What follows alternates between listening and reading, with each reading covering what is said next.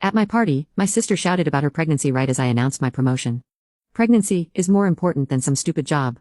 It's my party now, she said. My parents nodded. I played the video I shot a few days ago.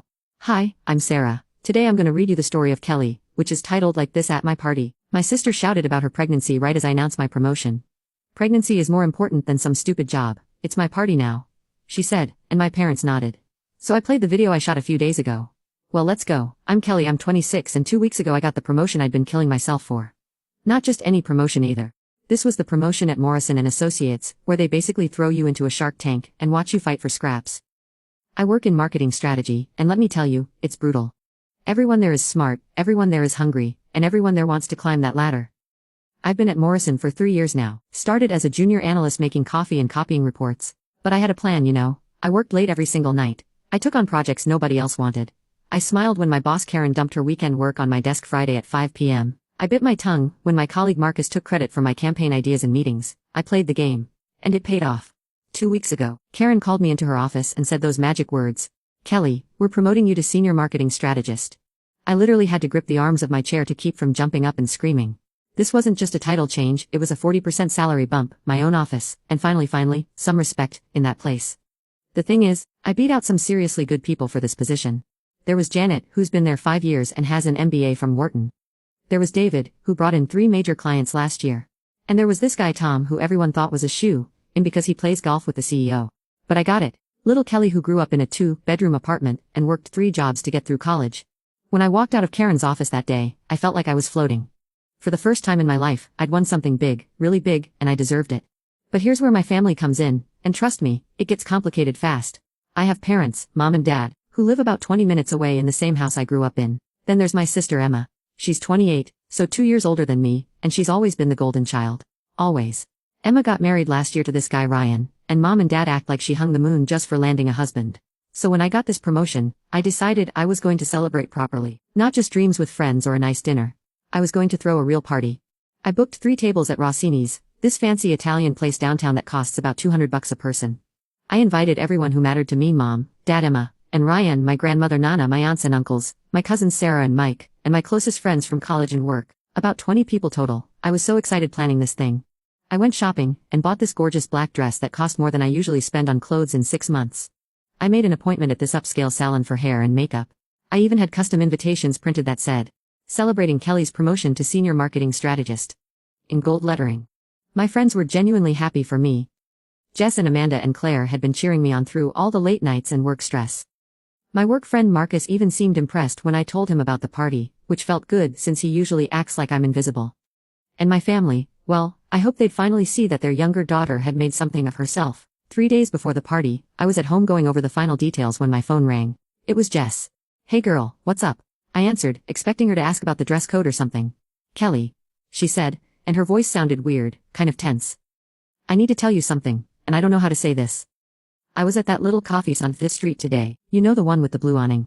And I saw Emma there. She wasn't alone, Kelly. She was with a guy, and it definitely wasn't Ryan." I felt this cold sensation creep up my spine. "What do you mean? Maybe it was just a work thing or something. She probably had a meeting with someone from the dental office." "Kelly, no, they were kissing, like, really kissing, and I recognized the guy. It's that ex-boyfriend of hers, what's his name, Jake, the one she dated before Ryan." The phone almost slipped out of my hand. Jake Morrison. No relation to my company, different Morrison. Emma had dated him for 2 years before they had this massive blow-up fight about 3 years ago. She'd sworn up and down that he was a cheating scumbag and she never wanted to see him again. That's actually how she met Ryan. She was on the rebound from Jake. "Are you sure?" I whispered. "I'm positive, Kelly. I'm so sorry. I took a video because I thought you should know. I'm sending it to you now." My phone buzzed with a message from Jess. With shaking hands, I opened the video file.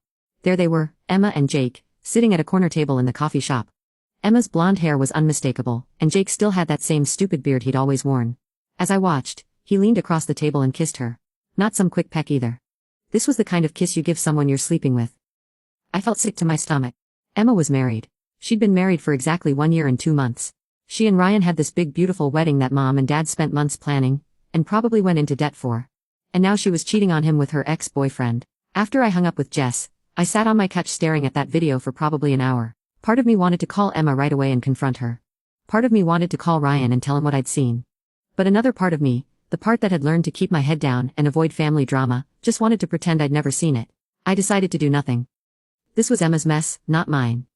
In 3 days, I was having the most important party of my life, and I wasn't going to let my sister's bad choices ruin it for me. The next morning, I made coffee and tried to focus on work stuff. Only 2 days left until my party, and I still had some final details to handle. The restaurant had confirmed everything, the cake was ordered, and I'd even bought a little speech card to help me remember what I wanted to say when I stood up to thank everyone for coming.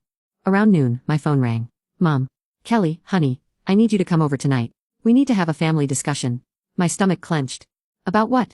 Just come over around 7, okay? Emma will be here too. She hung up before I could ask any more questions. I spent the rest of the day distracted at work, wondering what this was about. At 7 sharp, I pulled into my parents' driveway.